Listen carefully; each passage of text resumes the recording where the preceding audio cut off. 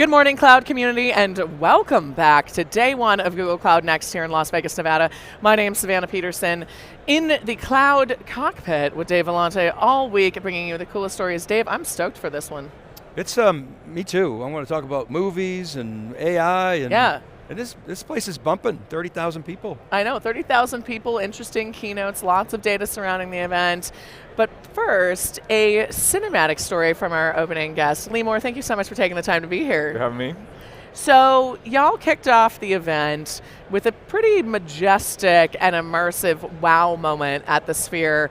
And I know that you're a part of that a bit. Can you tell me a little bit about what happened yesterday and why it's important? Yeah, so we had our Leaders Circle and we went to the Sphere.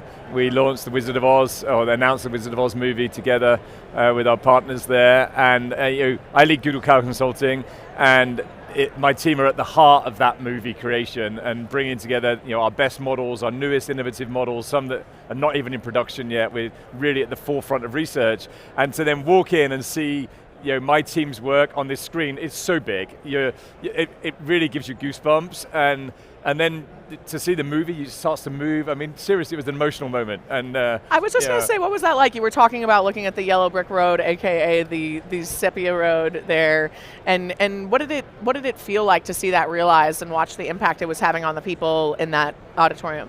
Well, yeah, we do super resolution, so it makes a movie that's 100 years old come to have the quality that our audience is seeing us now in. And so you see how that happens, and you suddenly go, the power of the technology.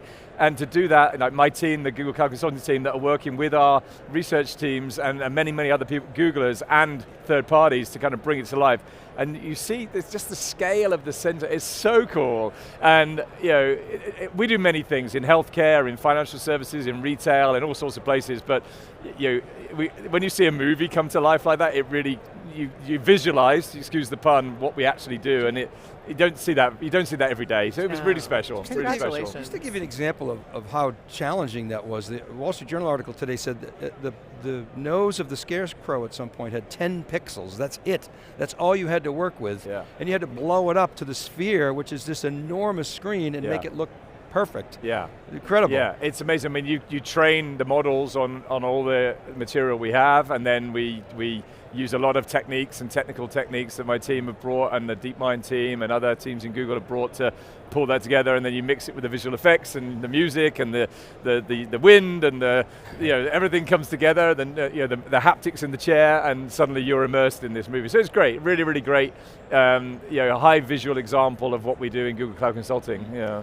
How long have you been working on this project, if you're allowed to say? We've been at it, I think, probably about 18 months. Yeah, and the launch date is towards the end of August, so we're getting to the sharp end now. Yeah.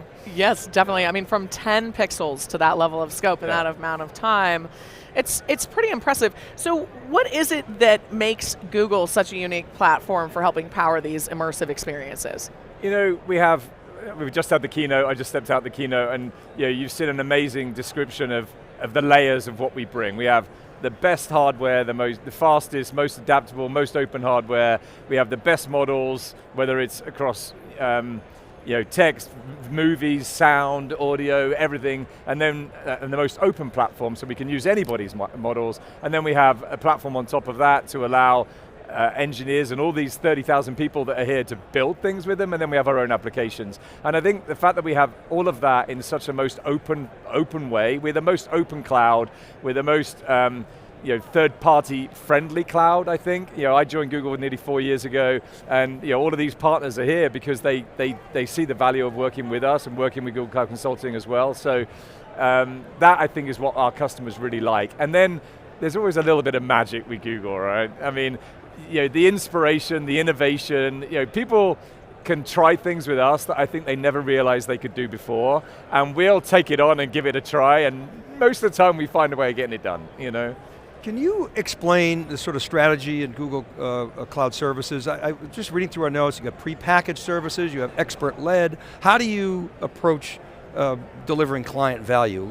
Frame a picture for us. Yeah, so I mean, many parts of Google Cloud. I lead Google Cloud Consulting. Yep. We're here to bring the reality to life for our customers and get to real life outcomes, real life value. And we do that, I say we help our customers learn, build, support, and succeed.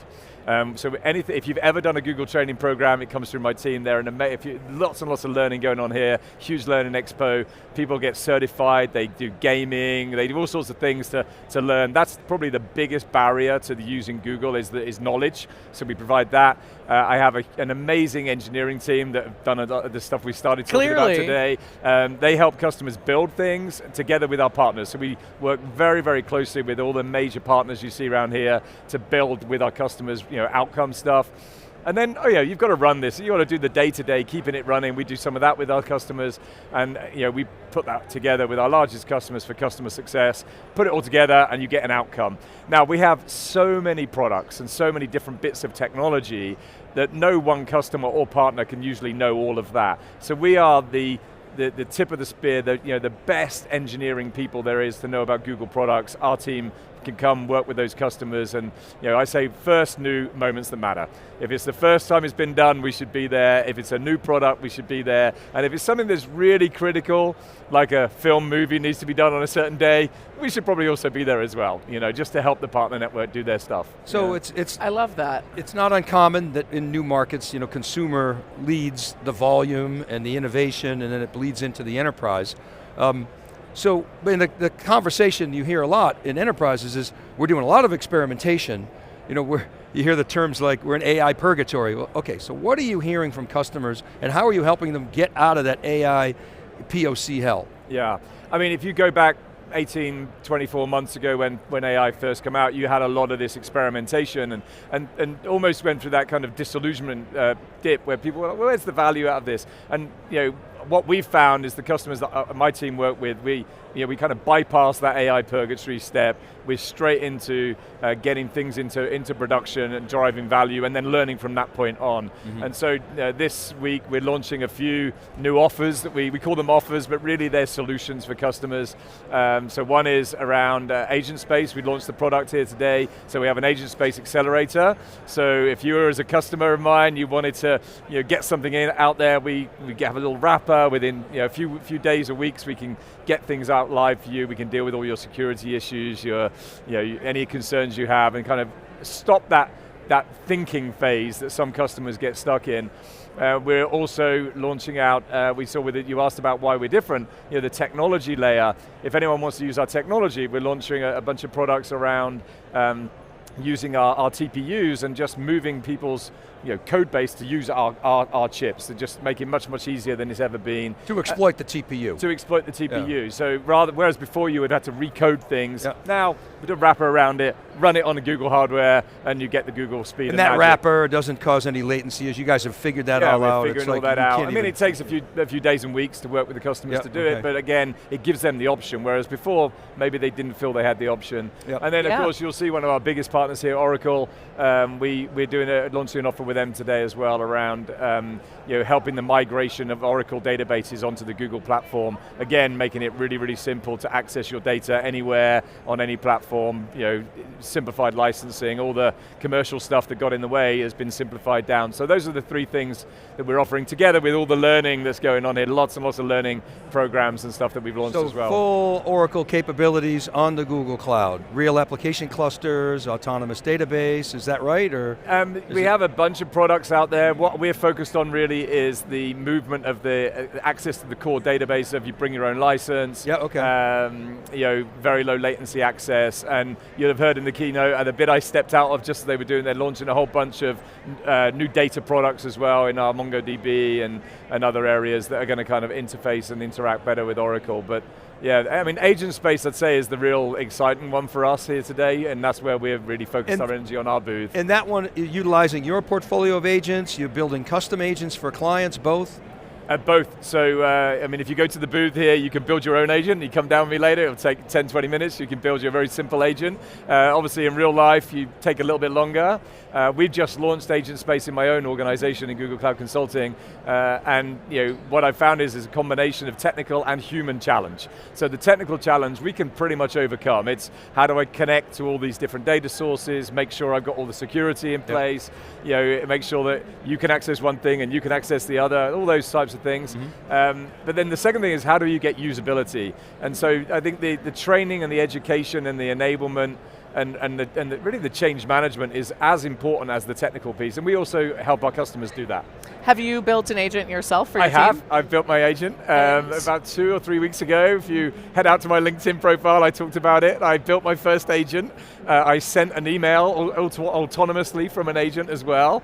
I received an email. It was quite exciting. It's kind of, I wouldn't say I'm going to be I'm not going to sell myself to a customer to build their agents, but I built one to try it out. I've done the training programs as well. I think you have to lead from the front as a leader with this stuff, and I always try and do that. It's amazing. It's you click, you drag, you drop, you tell it what you want to do, and then you just use, the interface is so human that you just use it. But how is it, to explain to the audience how that's different than, think RPA, which just mimicked and it was a script and it was, and it would break easily. What's different about I grew up in the consulting world. We did lots of BPO, and we then our RPA came along, and the RPA tools really were trying to copy a human. Yep. The early ones, we literally would have a desktop PC on a desk, and it would have copied a human mouse move and a click and a copy and a paste.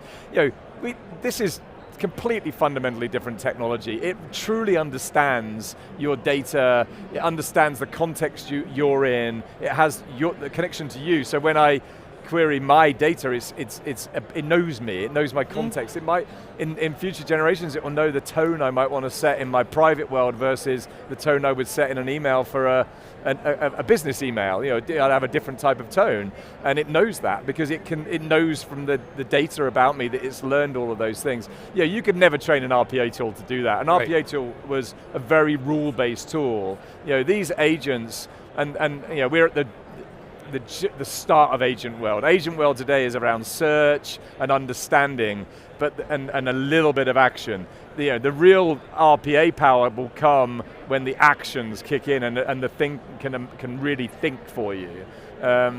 We just saw an amazing demo in the keynote of our customer engagement suite. It's a simulated purchasing of a plant and then some soil to go with the plant. And if you see the depth of that engagement that the AI can give a human, I mean, it's unbelievable. It really it blew everyone's mind. What level of technical expertise do I need to build an agent that is productive for me? I mean, you and I could go build an agent now in 5 minutes. We could build a very simple query-based agent that would enable you to search and give you data. So it's that simple, all the way through to a pretty complex workflow. Pretty complex workflow. Yeah. And the training is, it watches me and then learns and then I give it reinforcement. Not in the same way as RPA would have done. So it will learn from your data. Yep. And then you'll kind of give it steps that you'll want to follow. But it's very human interface, so I can say, tell me about the cube, and then the next, it has context, it has memory, and so then I could deep dive, tell me about yesterday's articles, what are they saying about Google, and then I could go, okay, well I want to now trigger an email to the host, and it would give me an email, and it will draft that email, and I could change it a little bit. Let's get me a meeting with the host. Next step. Okay. I see what you're doing here. I'm just trying to work out how I can get there with you. No, I love it. I mean, we would love agents to help us re-engage with our guests, remind you what a great job you did. And thank you. Yeah. Share some you don't have to do any summary. You can summarize this, send it off, and off you're done. So, great example. Yeah. So I've got one question for you to close us out here, because as you said, we'll be in touch and we'll have you back Thanks on the show. very much. Yeah, obviously, Lee, you've proven that part true so far. When we're hanging out at Google Cloud Next, I know this was a big week of announcements, and your enthusiasm tells me how much fun it is to deliver this to your customers. What do you hope to be able to say when we're at Google Cloud next year that you can't yet say today? Oh, that's the speed of progression we have. I mean, we've made 3,000 announcements since the last Google Next. Wow. Yeah, just so 3,000 product moly, launches. I'm adding that to my notes. 3,000 launches of products since last Google Next. Wow. So what are we going to do? Let's assume it's 3,000 again. I mean, maybe it's probably more. The things we're announcing around our technology, our hardware, the openness of the models. I think the models will continue to get better and better and better over the year. There's always this kind of model war that's happening out there. We're currently #1. I don't know if you saw that. We did. We heard that. It's always good. I don't know how long that will last, but it continues to be. We got a good advantage this time. I'd say we have 500 customer stories this year. Last year, less than that. So I think next year it'll be everything will be customer. They would have truly moved to the implementation mode. Here at Google Cloud Consulting, we're helping the biggest, best customers do the most challenging things every day, and the Wizard of Oz is a good example, but we're doing healthcare, financial services, retail, all those things, and I think those stories are what you'll see more of next year. I love that. Well, I'm tapping my red glittery heels here and wishing that we get to have we all need the heels. that experience with you on stage, perhaps with a customer with us next time. Lee, thank you so much for taking the time. Thanks, man. Lovely to meet you. Thank you Appreciate very it. much. And thank you, Dave. And thank all of you for tuning in to our 3 power-packed days of coverage here at Google Cloud Next in Las Vegas, Nevada. My name's Savannah Peterson. You're watching theCUBE, the leading source for enterprise tech news.